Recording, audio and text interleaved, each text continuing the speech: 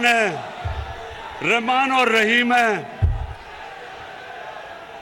एक इंसान जो अल्लाह से मांगता है अपनी कौम के लिए, उसकी ज्यादा दुआएं सुनता है। तो ऊपर वाले ने मेरी दुआ सुनी ली और मैं दुआ ही कर रहा था कि किसी ना किसी तरह ये अदम एतमाद की वो दर्ज कर दे। अब क्या होगा, अब जरा सुने, मैं आपके सामने रख रहा हूं।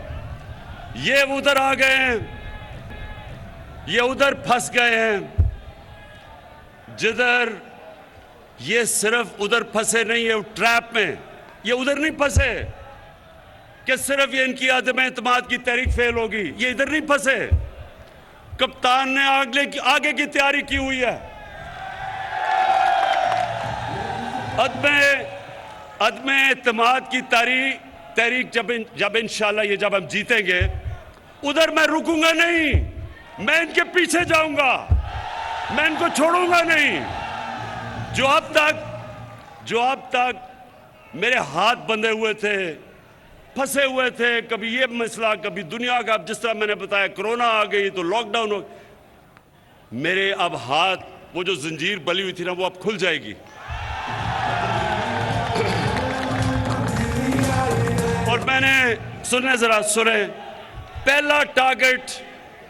पहला मेरा टारगेट होगा जिसके ऊपर बड़ी देर से, जो मेरी बंदूक की नशिस्त पे बड़ी देर से उसके ऊपर आया हुआ, वो है आसिफ अली जरदारी।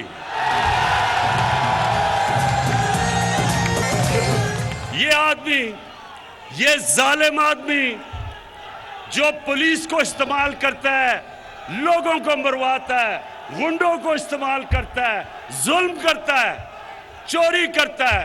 जरदारी सिस्टम में ये हर चीज के ऊपर कमीशन खाता है, सारी दुनिया में बाहर पैसा भेजता है। आसिफ जरदारी, तुम्हारा वक्त आ गया।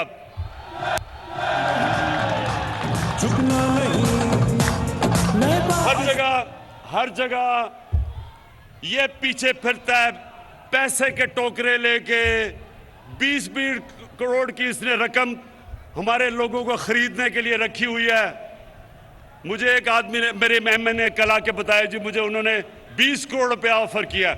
मैंने कहा ले लेता, पकड़ लो पैसे, हराम का पैसा पकड़ लो, और उसके बाद कोई पनाहगाह खोल देना, कोई लंगर खोल देना, कोई यतीम खाना खोल देना, सवाब मिलेगा तुम्हें।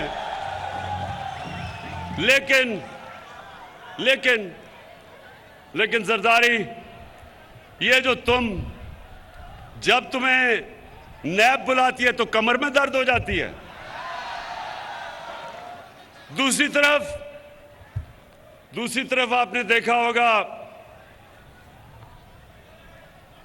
मकसूद चपड़ासी वाला। कौन है वो मकसूद चपड़ासी वाला? सब्सक्राइब करें और बेल दबाएं ताकि कोई खबर रह न जाए।